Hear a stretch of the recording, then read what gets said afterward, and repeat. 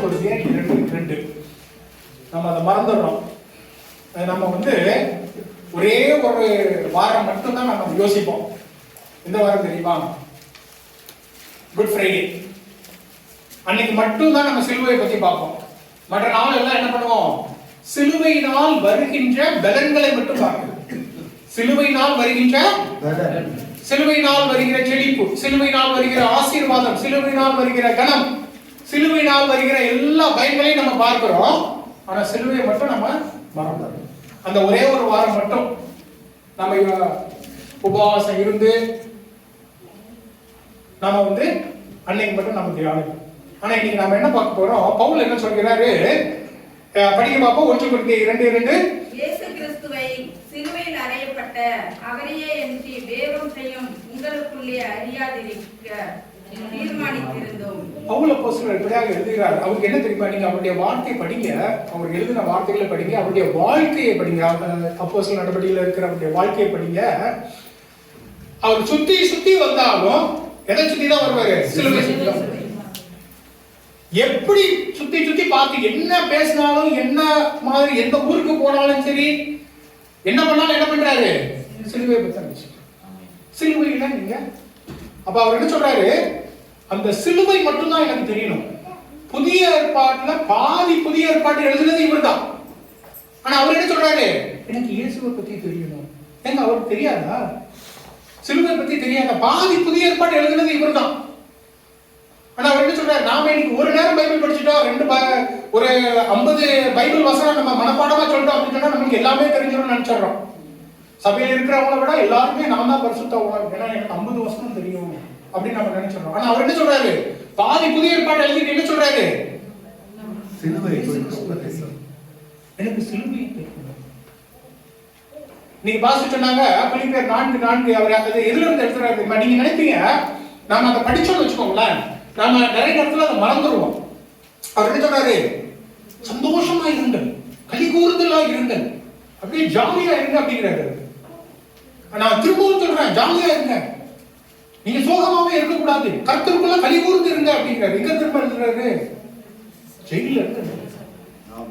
எதுக்காக ஜெயிலுக்கு போனாரு? அவர் என்ன பணம் திருடிட்டு ஜெயிலுக்கு போனாரா? யாரையும் கொலை பண்ணிட்டு ஜெயிலுக்கு போனாரா? எதுக்காக ஜெயில போனாரு? அவர் போயிட்டு அங்க போயிட்டு ஜெயில வச்சுட்டு என்ன சொல்றாரு? சந்தோஷமா இருங்க. இன்னைக்கு பாஸ்டர் சிஸ்டர் இதுல சொன்னாங்க, பவுலும் சீலாவும் அவங்க துதித்து பாடிக்கொண்டு இருந்தாங்க. எப்படி இருக்கும்போது துதித்து பாடிக்கொண்டு இருந்தாங்க?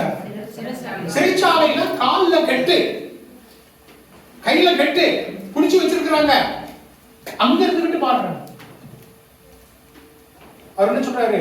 எனக்கு சிலுவை மட்டும்தான் தெரியும். என்னுடைய தேவன் எனக்காக அப்படி உயிரை கொடுத்தாருன்னா நான் ஜெயில இருந்து நான் பாட்டு பாட முடியும். இன்னைக்கு நாம இயேசு கிறிஸ்து சொன்ன ஒரு வாக்கியத்தை குறித்து நம்ம இன்னைக்கு பார்க்க போறோம்.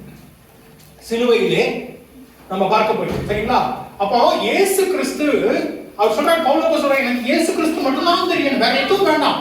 அதனால அவர் சொல்றாரு, இயேசுவின் முன்னே பின்ன உலகமின் பின்னே எனக்கு வேற ஒண்ணுமே கிடையாது. எதை சொன்னாலும் எனக்கு இயேசு கிறிஸ்து தான். நல்லா சாப்பாடு இருக்குதா? ஆண்டவருக்கு ஸ்தோத்திரம். சாப்பாடு இல்ல, நான் இன்னைக்கு உபவாசம் இருக்கிறேன்னா ஆண்டவருக்கு ஸ்தோத்திரம். அப்போ இன்னைக்கு நம்ம இயேசு கிறிஸ்துவை பற்றி, அந்த சிலுவையில் அறையப்பட்ட அதுல ஒரே ஒரு காரியத்தை பற்றி நம்ம பார்க்க போகிறோம். எடுத்துக்கொள்ளுங்கள், லூக்கா 23 எடுத்துக்கொள்ளுங்கள். லூக்கா 23. நம்ம இங்க சிலுவையில் 3 பேரை பார்க்கிறோம். ஆண்டவராகிய தேவன் இயேசு கிறிஸ்து நடுவுல சிலுவையில் அறையப்பட்டிருக்கிறார். 2 பக்கமும் யார் இருக்கிறாங்க? யாருங்க இருக்கிறாங்க 2 பக்கமும்? சொல்லுங்க சொல்லுங்க பாப்போம், சத்தமா சொல்லுங்க. 2 திருடங்க இருக்கிறாங்க. நினைச்சுக்கிறோம், நீங்களும் நானும் தான் அதுல இருக்கிறோம். நீங்களும் நானும் தான் அதுல இருக்கிறோம். நீங்க நம்ம பார்க்க போற நாம எப்படிப்பட்ட திருடனா இருக்கிறோம்? நாம் எப்படிப்பட்ட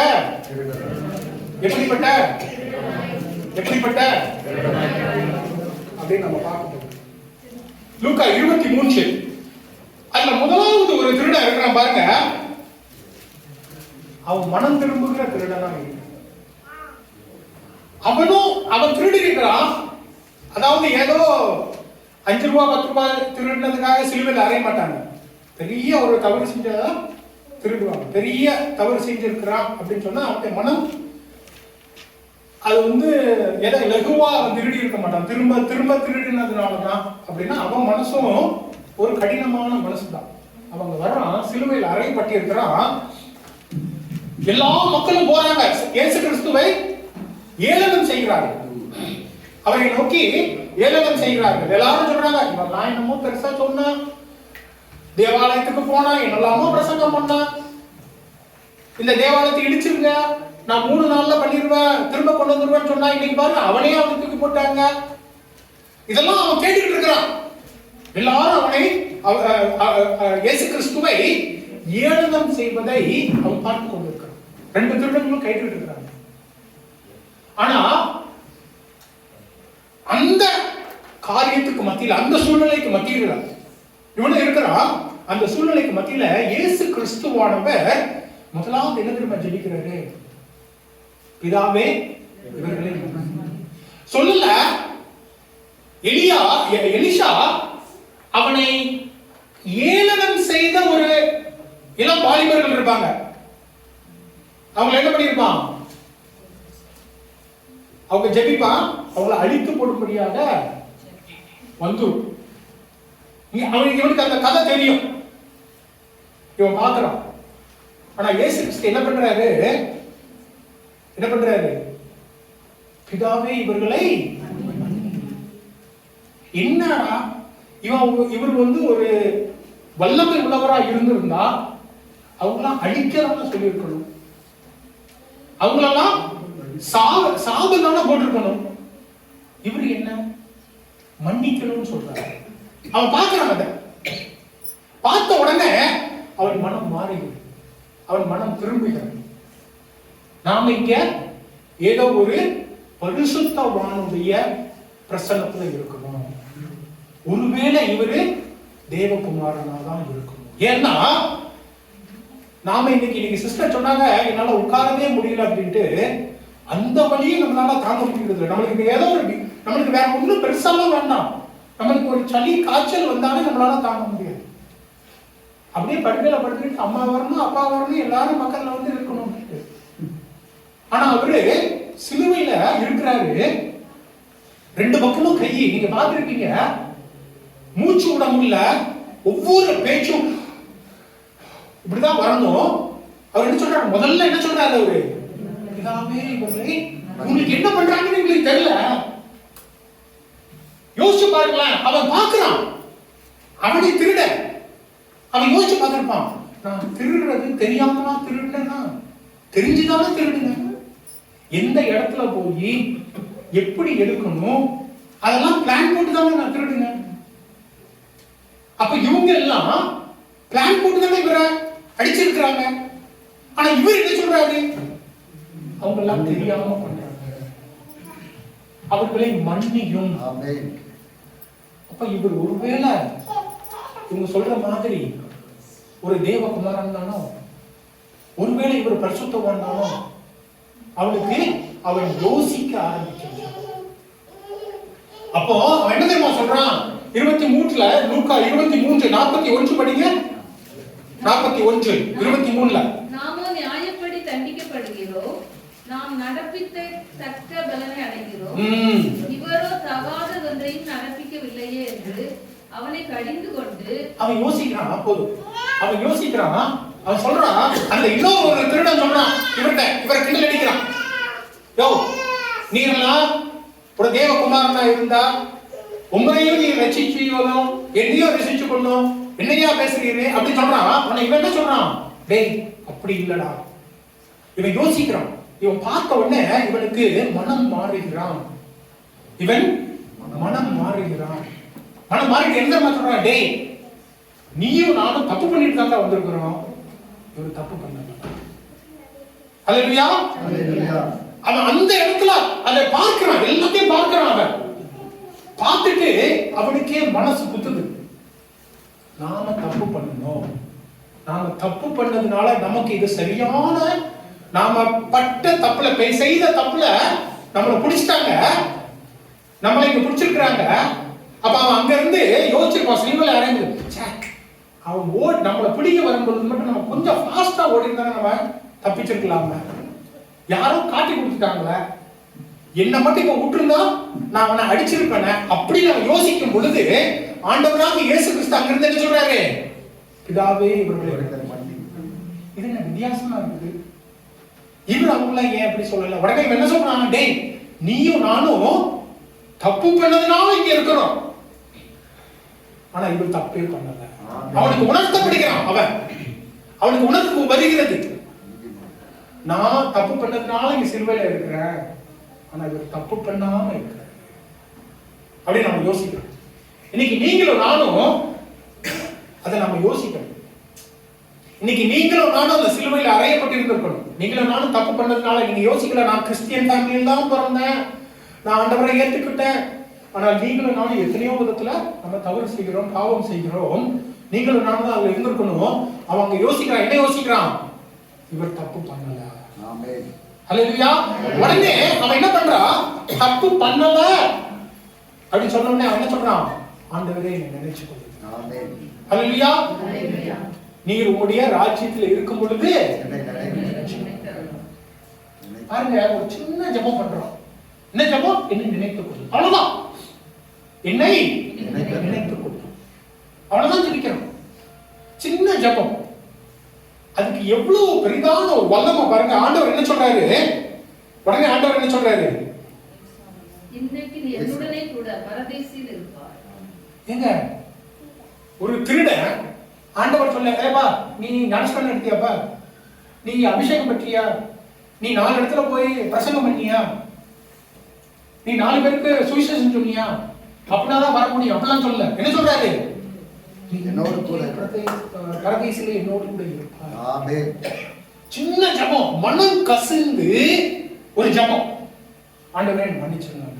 அவ்வளவுதான் ஜெபிக்கிறான். பெரிதா ஒரு ஜெபம் செய்யலாம 1 மணி நேரமா அவன் ஜெபிக்கல. அவன் என்ன பண்றான்? ஆண்டவரே என்னை நினைத்துக் கொள்ளும். அவ்வளவுதான். ஆண்டவரே என்னை நினைத்துக் கொள்ளும். ஆமென். சின்ன ஜெபம். நம்ம எப்பவுமே இந்த மனம் கசிந்து உள் ஆழத்துல இருந்து நம்ம ஜெபிக்கிறோம் தெரியுமா?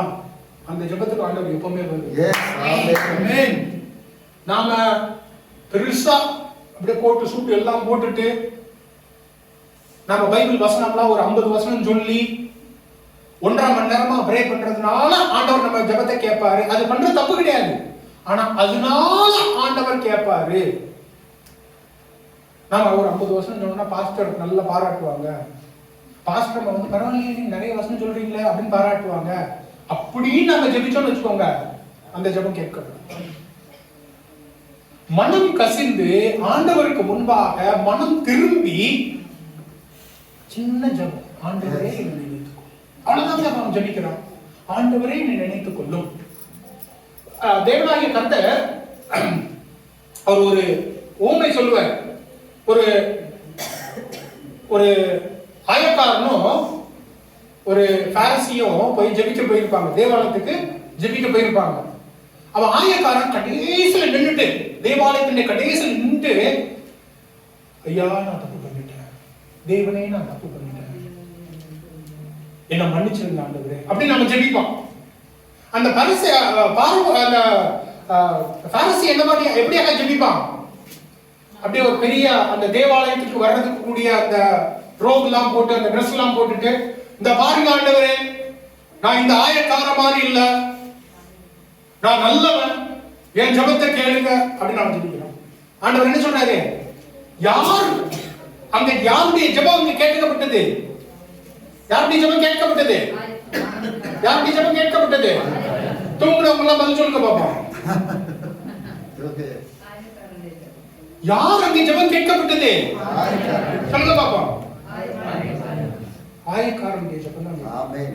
அப்ப நீங்களும் நானும் எப்படி ஜெபிக்கிறோம்? மனம் கசிந்து மனம் திரும்பி நம்ம உள் மனதிலிருந்து ஜெபிக்கிறோமா, இல்ல நம்மளை எல்லாரும் பாராட்டணும் அப்படின்னு ஜெபிக்கிறோம்?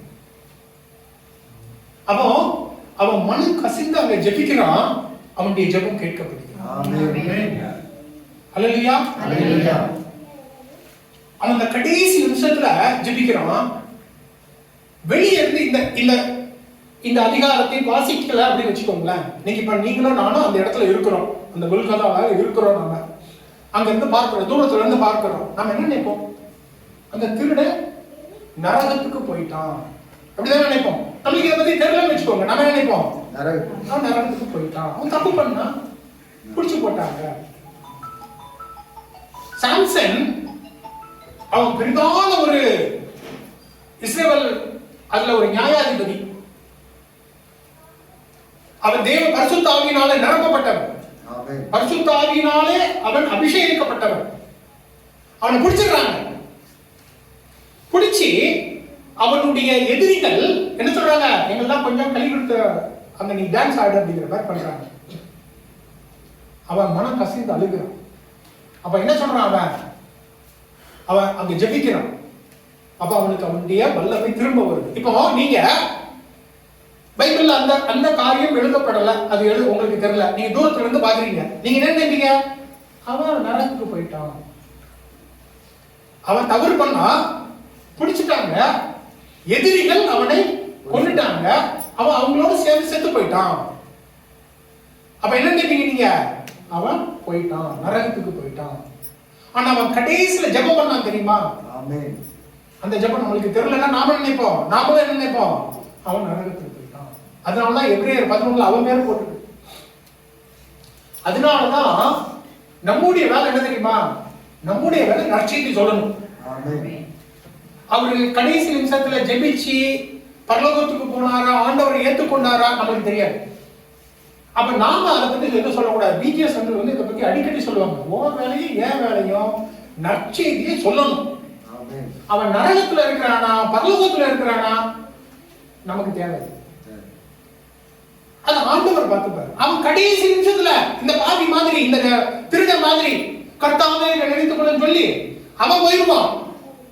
நீ அவன் நரகத்துக்கு போயிட்டான், நரகத்துக்கு போயிட்டான், நரகத்துக்கு போயிட்டான்னு இருப்ப. பரலோகத்துல போய் பார்த்த அப்படின்னு சொன்னா, என்ன ஆண்டவரே அவன் இருக்கிறான், நான் மட்டும் இங்க இருக்கிறேன். அவர் சொல்லுவாரு, அவன் கடைசி நிமிஷத்துல கேட்டான், ஐயோ அடப்பாவி நீ வந்துட்ட, நான் மட்டும் இப்படி இருக்கிற. அப்ப அதனாலதான் நம்ம யாரையும் அப்படி நியாயம் தீர்க்க கூடாது. அவங்க கடைசி நிமிஷத்துல என்ன பண்றாங்க, ஜெபிக்கிறாங்க நமக்கு தெரியாது. இந்த பாவி இந்த திருடன் என்ன பண்றான்? கடைசி நிமிஷம், அவனுடைய கடைசி நிமிஷம் அவன் வேற ஒண்ணுமே பண்ணல, மினிஸ்ட்ரி பண்ணல, 4 பேருக்கு போய் பேப்டிசம் கொடுக்கல, இந்த மாதிரி இப்படி வந்து அவன் பிரசங்கம் பண்ணல. ஆண்டவரே என்னை நினைத்துக் கொள்ள ஒரே வார்த்தை ஆண்டவர் கிட்ட நீ வந்திருப்பாங்க. இந்த பரதேசிங்கிற வார்த்தை எப்படி தெரியுமா? தோட்டம், அதனுடைய மைய அந்த கருத்து பாத்தீங்க அப்படின்னு சொன்னா அந்த ரூட் வேர்ட் அப்படிம்பாங்க. அது பார்த்தா தோட்டம், பரதேசி அப்படிங்கிறது தோட்டம்.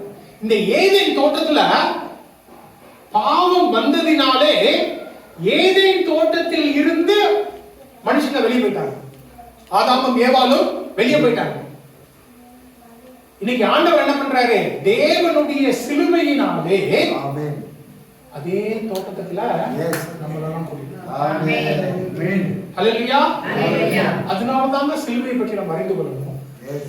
அந்த சிலுவையினாலே நம்ம எல்லாம் அந்த தோட்டத்துக்குள்ள, தோட்டத்துக்குள்ளாக ஐஸ்வர்யமும் மகிமையும் கனமும் இருக்கிறது. ஆனா அந்த தோட்டத்துக்குள்ள என்ட்ரன்ஸ் எப்படிதான் வர முடியும்? கதவு என்னது? அதனால இயேசு கிறிஸ்து என்ன சொன்னாரு?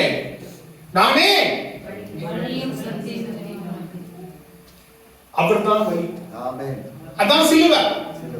அந்த சிலுவையின் மூலம் உள்ளுக்கு தான் வர முடியும். அந்த சிலுவையின் மூலமாக தான் நம்ம உள்ளுக்கு வரும். ஹல்லேலூயா, ஹல்லேலூயா, ஹல்லேலூயா. இயேசு கிறிஸ்து தன்னுடைய இரத்தத்தை சிந்தினதுனால எந்த தோட்டத்திலிருந்து வெளியே போனாங்களோ அந்த தோட்டத்துக்குள்ளேயே உள்ள வரணும். அதுதான் சங்கீதம் 126 போட்டிருக்கும், தேவன் எங்களை சிறையிருப்பை திருப்பும் பொழுது, திருப்பும் பொழுது. அப்போ ஆண்டவர் அந்த ஏதேன் தோட்டத்துல தான் நாம இருக்கணும். அதுதான் அவருடைய, அதனாலதான் அப்படி உருவாக்குனது. ஆனா பாவத்தினாலே நாம் அங்கிருந்து வெளியே வந்துட்டோம். இந்த இரத்தத்தினாலே நாம் திருப்பப்படுகிறோம். அதுக்கு நம்ம என்ன பண்ணோம்?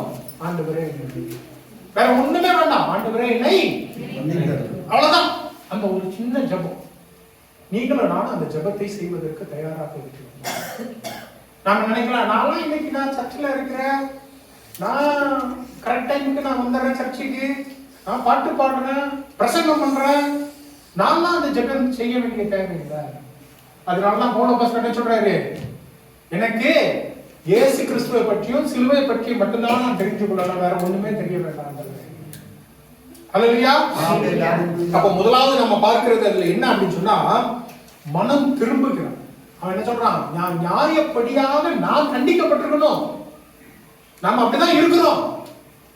ஆனா இவங்க எதுவுமே தவறு பண்ணல, பாவம் பண்ணாத ஒரு ஆட்டுக்குட்டி, அவர் அடிக்கப்படுகிறார். அதை பார்க்கிறான். அவனுடைய கண்கள் திறக்கப்படுகிறது. கடைசி நிமிஷத்துல அவனுடைய கண்கள் திறக்கப்படுகிறது. நிறைய பேருக்கு கண்கள் திறக்கப்படாமலே போயிடும். அவனுக்கு கடைசி நிமிஷத்துல அவன் பார்க்கிறான், ஆட்டுக்குட்டி, எனக்காக அடிக்கப்படுகிற பலி. அதை பார்க்கிறான். பார்த்த உடனே அவன் சொல்றான், ஐயா ஏசப்பா என்ன நினைச்சுக்கோங்க. உடனே அவர் என்ன சொல்றாரு, இன்றைக்கு நீ இருப்பாய். அப்போ நாம வேற ஒண்ணுமே நமக்கு தேவையில்லை, அந்த ஒரு ஜெபம். அதை சொல்லும் பொழுது நாம் எந்த தோட்டத்திலிருந்து அனுப்பப்பட்டோமோ அந்த தோட்டத்துக்கு நமக்கு அல்லேலூயா. அந்த தோட்டத்துக்குள்ளாக, ஏதேன் தோட்டத்துக்குள்ளாக, சபைக்குள்ளாக, தேவனுடைய ராஜ்யத்துக்குள்ளாக நாம் வருகின்ற பொழுது அங்கே அப்பதான் பவுல் மாதிரி என்ன சொல்ல முடியும், சந்தோஷமா இருக்கு. அந்த சிலுவையினால இருக்கும் பொழுதுதான் சிறைச்சாலைக்குள்ள நான் சந்தோஷமா இருக்கேன். இன்னைக்கு நிறைய பேருக்கு நல்லா எல்லாம் பெரிய பங்களா இருந்தாலே அந்த சந்தோஷம் இருக்கிறது. எனக்கு ஒரு பங்களா தானே இருக்கு, அவன் 2 பங்களா வச்சிருக்கிறாங்க.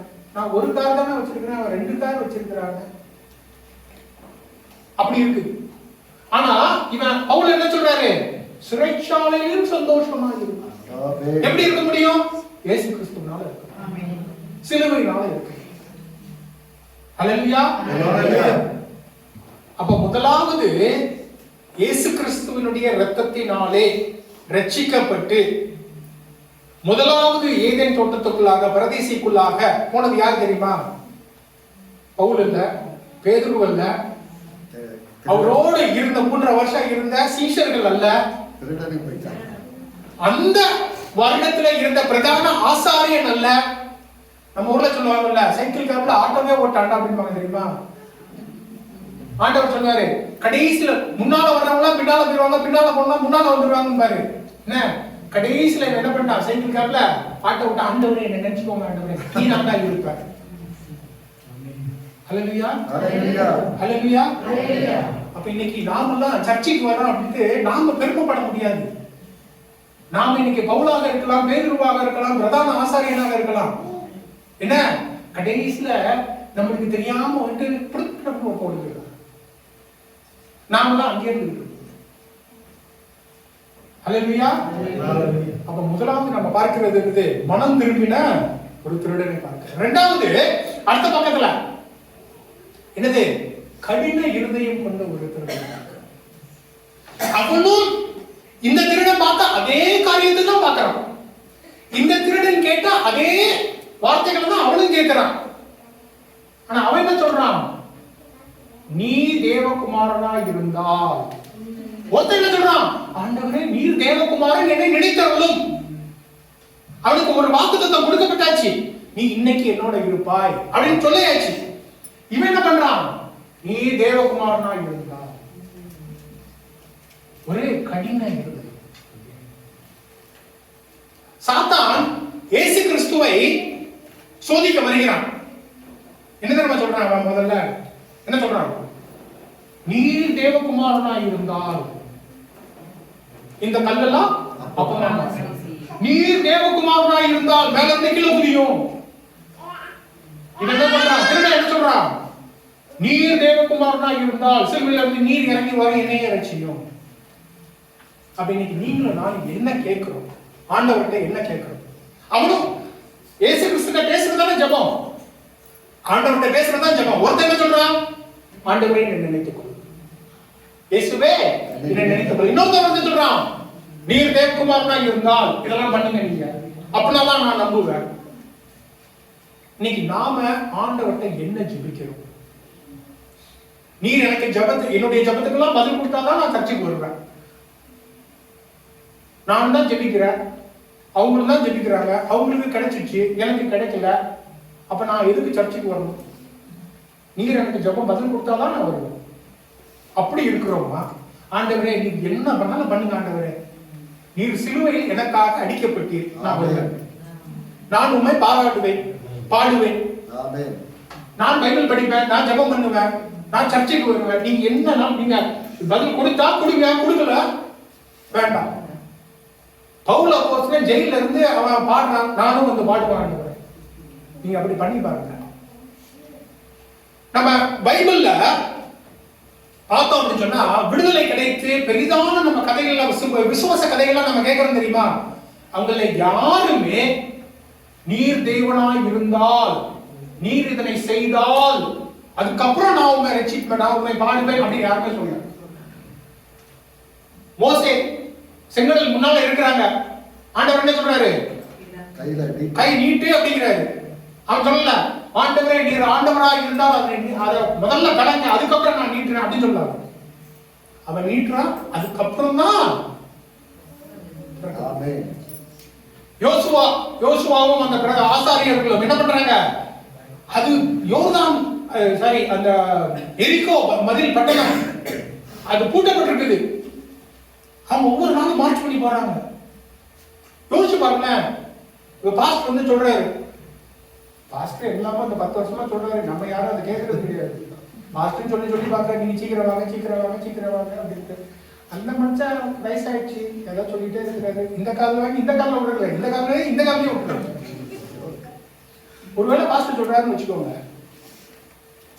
நாம எல்லாரும் பஞ்சகளாக சுத்தி சுத்தி நம்ம வந்து ப்ரே பண்ணணும் அப்படின்னு. நீங்க ஒரு நாள் ப்ரே பண்றீங்க, ஒரு வருஷம் ப்ரே பண்றீங்க, ஒரு பயம் வரல, முன்னாள் யாருமே சர்ச்சைக்கு வரல. பாஸ்டர் சொல்றாரு, இன்னொரு நேரம் இந்த வருஷமும் பண்ணுவோம். பாஸ்டர் உங்களுக்கு எல்லாம் வேலை இல்லை பாஸ்டர், நீங்க பாட்டு பண்ணுவீங்க, எங்களுக்கு எல்லாம் வேலை இருக்கு பாஸ்டர், பிள்ளை குட்டிங்க எல்லாம் இருக்கிறாங்க, நாங்களாம் வர முடியாது போறோம். இவங்க என்ன பண்றாங்க? 7 நாள் சுத்தி சுத்தி வர்றாங்க. அந்த எரிக்கும் கோட்டை அப்படியே தான் இருக்கு, கொஞ்சம் கூட அசையல. அங்க இருக்கிற யாராவது யோசுவா கிட்ட, என்னப்பா நீ ஒழுங்கா கேட்டியா ஆண்டவர்கிட்ட? ஆண்டவர் சொன்னதெல்லாம் பேசலாம் ஒழுங்கா கேட்டியாப்பா நீ? அவர் உங்கள்கிட்ட ஒழுங்கா தான் பேசினாரா? 7 நேரம் சொன்னாரா 6 நேரம் சொன்னாரா? ஒழுங்கா சொல்லுப்பா. அப்படிலாம் கேட்கல. அவங்க சொல்றாங்க. கடைசியில அவர் சொல்றாரு, யோசுவா சொல்றாரு, எக்காலம் ஊதுங்க. இப்ப நீ ஒழுங்கா தான் கேட்டியாப்பா? எக்காலம் ஒரு நேரம் ஊதணுமா 2 நேரம் ஊதணுமா உழுமா? அவங்க 7 நேரம் ஊதுறாங்க. முதல் நேரம் ஊதுன உடனே என்னப்பா இன்னும் முறையிலையாப்பா, கொஞ்சம் கூட செய்யற மாதிரி இல்ல, கேட்கல. விசுவாசம். இந்த கடினமான இருதயம் உள்ளவனும் மனம் திரும்பினவனும் ஒரே காரியத்தை தான் பார்க்கறாங்க, ஒரே செயல்ல தான் இருக்காங்க, அதே சூழல்ல தான் இருக்கிறாங்க, அதே வார்த்தையை தான் கேட்கிறாங்க, அதே பரிசுத்த பிரசன்னத்துக்குள்ளதான் இருக்கிறாங்க. இயேசு கிறிஸ்துவானவர் இருக்கும்போது அது பரிசுத்த பிரசன்னம், அதுலதான் இருக்கிறாங்க. ஆனா ஒருத்தன் மனம் திரும்பி ஜெபிக்கிறான், இன்னொருத்தன் கடின இருதயம் உள்ளவனாக. தாவீது, ஏன் தாவீது வந்து ஆண்டவர் சொல்றாரு என்னுடைய இருதயத்துக்கு ஒத்த மனுஷன் அப்படின்னு ஏன் சொல்றாரு? அவன் எல்லாமோ பண்ணதுனால இல்ல, அவன் பாவம் பண்ணிடுறான். தீர்க்கதரிசி போய் சொல்றான் நீ பாவம் பண்ணிட்ட அப்படின்னு. உடனே அவன் யோசிக்கல, அவன் உடனே என்ன பண்றான்? சங்கீதம் 51 எழுதுறான், ஆண்டவரே என்னை நீங்க பண்ணீங்க, ஈசாப்பை போல ஈசாப்பினால என்னை கழுவுங்க. உடனே மனம் திரும்புறான். யூதாசுக்கும் பேதுருக்கும் என்ன வித்தியாசம்? ஆண்டவர் சொல்றாரு என்னை மறுதலிக்கிறவனை நான் பிதாவின் முன்னால மறுதலிப்பேன் அப்படின்னு சொல்றாரு. பேதுரு அவரை மறுதலிச்சிடணும். ஆனா அதுக்கப்புறம் என்ன பண்றான்? மனம் கசந்து அழுகுறான். உடனே தான் வந்து என்ன சொல்றாரு? பேதுரு நீ என்னை, சீமோனே நீ என்னை நேசிக்கிறாயா? ஆண்டவரே நேசிக்கிறேன். 3 நேரம் கேட்டவங்க அவனுக்கு ஞாபகம் வருது, ஆண்டவரே நான் 3 நேரம் நான் மறுதலிச்சிக்கிறதுனால திரும்ப கேட்கிறீங்க, ஆண்டவரே அவன் மன கசந்து அழுது, ஆண்டவரே உமக்கே தெரியும். அதுக்கப்புறம் நான் சொல்ல மாட்டேன் ஆண்டவரே, உமக்கே தெரியும் ஆண்டவரே. உடனே அவர் என்ன சொல்றாரு? என்னுடைய ஆடுகளை நீ உறுதிப்பட்ட பின்பு இந்த சகோதரியை உறுதி. அல்லேலூயா. அதே செயல்களை தான் பார்க்கிறான், அதே வார்த்தைகளை தான் கேட்கிறான். ஒருத்தருக்கு மனம் கடினமா இருக்கிறது. தாவீது மனம் திரும்புறான். ஆசா நல்லா ஆரம்பிக்கிறான். அவன் எதிரிகள், அந்த எதிரிகள்லாம் வந்த உடனே வேற நாட்டு ராஜாக்கள்லாம் வந்து பார்க்கும் பொழுது எல்லாவற்றையும் காண்பிக்கிறான். உடனே தீர்க்கதரிசி வந்து சொல்றான், என்ன பண்ண நீ? அவனுக்கு பெருமை, அவனுக்கு ஒரு வைராக்கியம். நீ என்ன நான் சொல்றது? நான் ராஜா. கடைசியில் அவனுக்கு உடம்பு சரியில்லாம போயிருந்து எசேக்கியா ராஜா ஆண்டவர்கிட்ட போய் மன்றாடுறதுனால 15 ஆண்டுகள் அவனுக்கு கிடைக்குது. இவன் மன்றாட மாட்டான் அப்படி சொல்லி. அப்ப இன்னைக்கு நீங்களும் நானும் எப்படி இருக்கணும்? மனம் கடினமாகிறதா? இல்ல இன்னும் அதனாலதான் பாட்டு பாடணும், அதனாலதான் நம்ம ஸ்தோத்திரம் பண்ணணும். ஸ்தோத்திரம் பண்ண பண்ண நம்முடைய இருதயம் அது கடினப்பட முடியாது. ஆண்டவரே நீர் பெரியவரா இருக்கு, நான் இல்ல ஆண்டவரே, நீர் பெரியவரா இருக்கு, அதனால உமக்கு ஸ்தோத்திரம். அப்போ நாம் அவருக்கு ஸ்தோத்திரத்தை செலுத்துகின்ற பொழுது நம்முடைய மனம் கடினமா இருக்க முடியும். அப்போ இன்னைக்கு நீங்களும் நானும் எப்படியாக நாம் இருக்கிறோம்? கடைசியாக நம்ம ஒரு காரியத்தை பார்க்கிறோம். கடைசியா நாம் தேவனாகிய இயேசு கிறிஸ்துவை பார்க்கிறோம். ஒரு பக்கம் கடின இருதயம் உள்ள ஒரு மனுஷன், ஒரு திருடன். இன்னொரு பக்கம் மனம் திரும்புகிற ஒரு மனுஷன். கடைசி நடுவுல இயேசு கிறிஸ்துவானவர் சிலுவையில் அறையப்பட்டு இருக்கிறார். அங்க பாருங்க, அவர்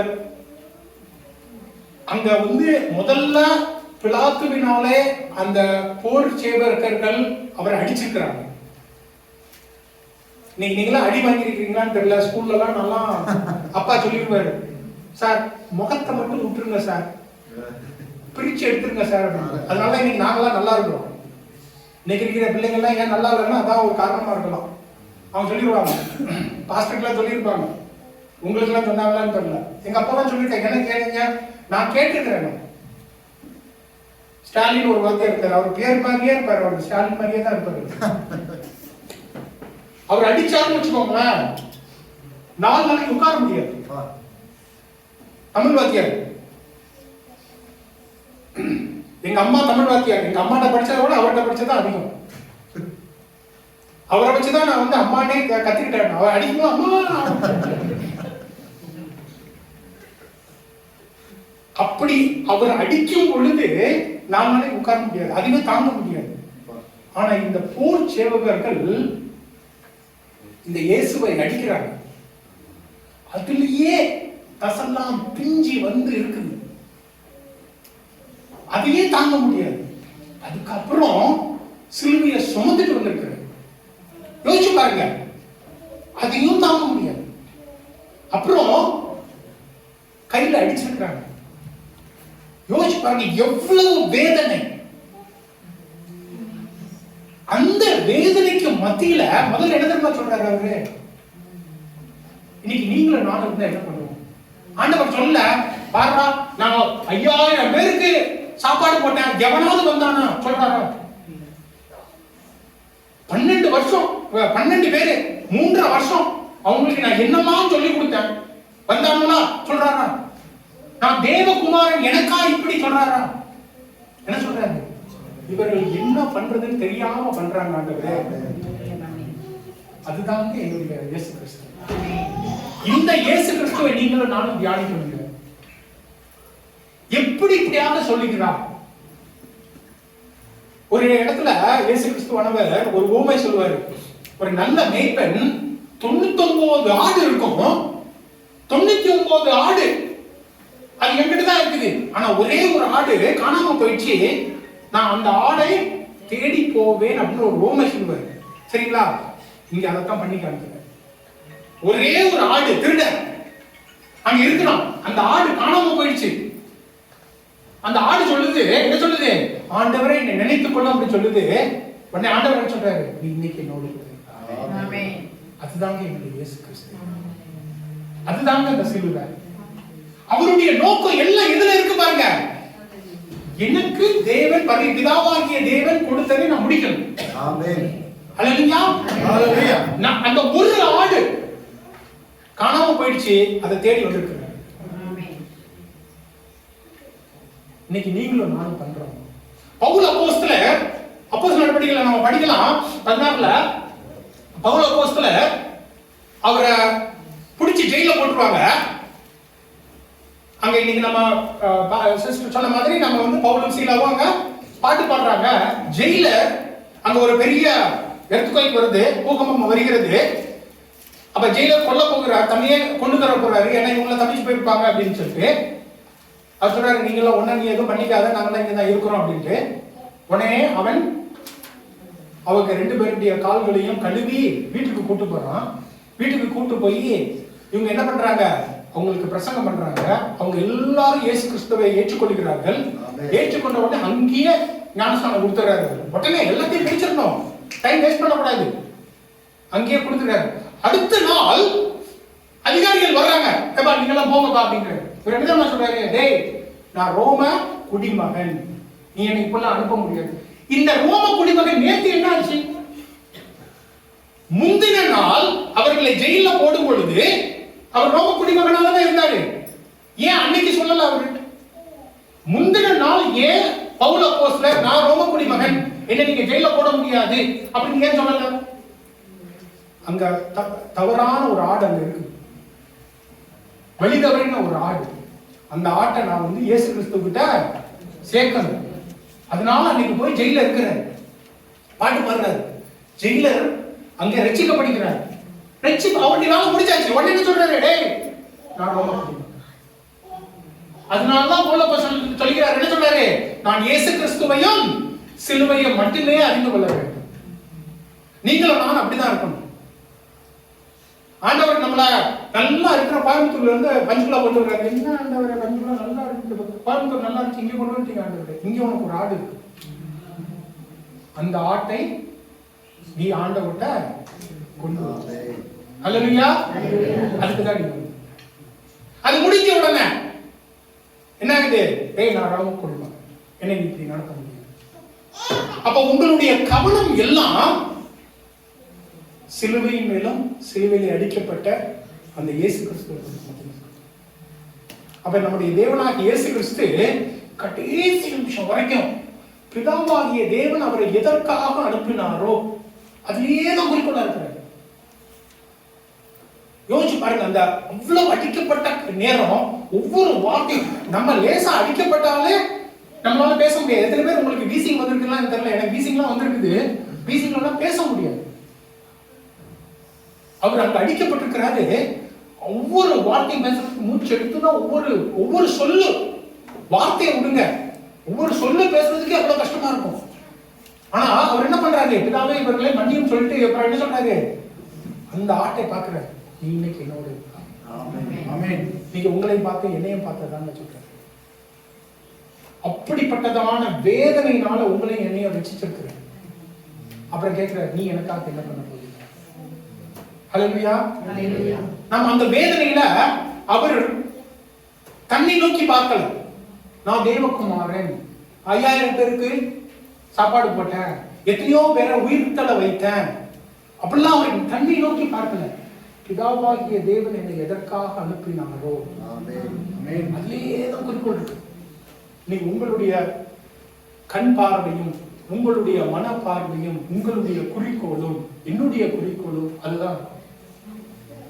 நம்மை எதற்காக தேவன் பிடித்திருக்கிறார், அதை பவுல் அப்பா சொல்றார், என்ன எதற்காக பிடிச்சாரோ அது அதிலேயே தான் நான் இருக்க போறேன். அதனால கடைசியா சொல்ல முடியுது. என்ன சொல்றாரு, நான் என்னுடைய ஓட்டத்தை முடிக்கிறேன், என்னுடைய விசுவாசத்தை காத்துக்கொண்டேன், என்னுடைய ஓட்டத்தை ஓட, மற்றவங்க ஓட்டம் ஓடல, என்னுடைய ஓட்டத்தை ஓடுறேன். இன்னைக்கு கர்த்தராகிய தேவன் இயேசு கிறிஸ்து அந்த சிலுவையில் என்ன பண்றாரு, அவருடைய ஓட்டத்தை ஓடுறாரு. எதற்காக தேவன் வந்தாரோ அதற்காக அவங்க பண்றாங்க.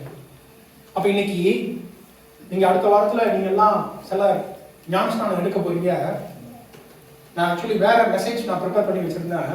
இந்த வெள்ளிக்கிழமை ஜெபிக்கின்ற பொழுதுதான் எனக்கு இது வந்துச்சு. நீங்க எல்லாம் ஞானஸ்நானம் எடுக்க போறீங்க. உங்களுடைய பார்வை, ஞானஸ்நானம் எடுக்கிறவங்க எல்லாருக்கும் சொல்றேன், உங்களுடைய பார்வை சிலுவை மேல இருக்கும். கர்த்தராகிய தேவன் உங்களை எதற்காக பிடிக்கின்றாரோ அதற்காக நீங்கள் ஓட வேண்டும். இந்த இயேசு கிறிஸ்துவின் மேலாக உங்களுடைய கண்களை வைத்து நீங்கள் ஓட வேண்டும். இயேசு கிறிஸ்துவானவர் கடைசி நிமிஷம் வரைக்கும் உங்களை ஆண்டவர் சில சமயம் அனுப்புவார். உங்களுக்கு என்னன்னே புரியாது, ஏது நடக்குது, எதற்காக நாம் இதனை செய்ய வேண்டும். தவறான ஒரு ஆடு, ஒரே ஒரு ஆடு. ஆண்டவரே, அவங்கள்ட்ட 99 ஆடு இருக்குது. ஆண்டவரே, ஏன் இதை பத்தி யோசிக்கிறீங்க? ஒவ்வொரு ஆத்மாவும் தேவனுடைய பார்வையில விலை உயர்ந்ததா இருக்கு. அதனாலதான் ஆண்டவர் சொல்லுவாரு, இந்த உலகமே பெற்றுக்கொண்டாலும் அந்த ஆத்மா போயிடுச்சுன்னு வச்சுக்கோங்க, இந்த உலகம் ஃபுல்லும் இருந்தாலும் அந்த ஆத்மாவுக்கு ஈடு கிடையாது. அப்போ ஒரே ஒரு ஆட்டுக்காக ஆண்டவர் உங்களை அனுப்புவார். இன்னைக்கு ஜாஸ்பர் இது கொடுத்தாங்க, சாட்சி சொன்னாங்க. நம்மெல்லாம் எத்தனையோ இடங்கள்ல நம்ம வேலை பார்க்குறோம். எத்தனை பேர் நாம சபைக்கு புதுதான மக்களை கூட்டி வந்திருக்கோம் தெரியல. அவங்க போனது லீவ் பிளேஸ், இல்லை பெர்மனன்ட் பிளேஸ் கிடையாது, டெம்பரரி ஜாப். போனது 1.5 மாசம் 2 மாசம், அதுக்குள்ள ஒரு ஆத்மா கூட்டு வந்தாங்க. அப்படிதான் உங்களுக்கு கொடுக்கப்பட்ட காரியம் என்ன? நீங்கள் எந்த ஓட்டத்துல ஓடுறீங்க? அப்போ நீங்கள் கடினமான அந்த இருதயம் உள்ளவனை போல இருக்க போகிறீங்களா? ஏன்னா அவனும் அதே காரியத்தை தான் பார்க்கிறான், அதே சிலுவையை பார்க்கிறான், அதே பேச்சை கேட்கிறான், அதே ஜெபத்தை கேட்கிறான், அதே பிரசனத்துக்குள்ளாக இருக்கிறான். அவன் மனசு மாறல. ஆனா இன்னொரு ஒருவன் அதெல்லாம் கேட்கிறான், சொல்லிட்டு என்ன பண்றான்? ஆண்டவரே, என்ன நினைத்துக்கோ. நீங்க என்ன பண்ணுங்க? தேவனுக்காக என்ன பண்ணுங்க? கடின இருதயத்தோடு இருக்க போகிறீங்களா? இல்ல அந்த திருடனை போல? நீங்களும் நானும் திருடன், அந்த திருடனை போல ஆண்டவரே என்ன மன்னிச்சுக்கோங்க, என்ன நினைத்துக்கோ அப்படின்னு சொல்லி நாம் இன்னைக்கு அவரோடு பரதேசத்துல போக போறோம்.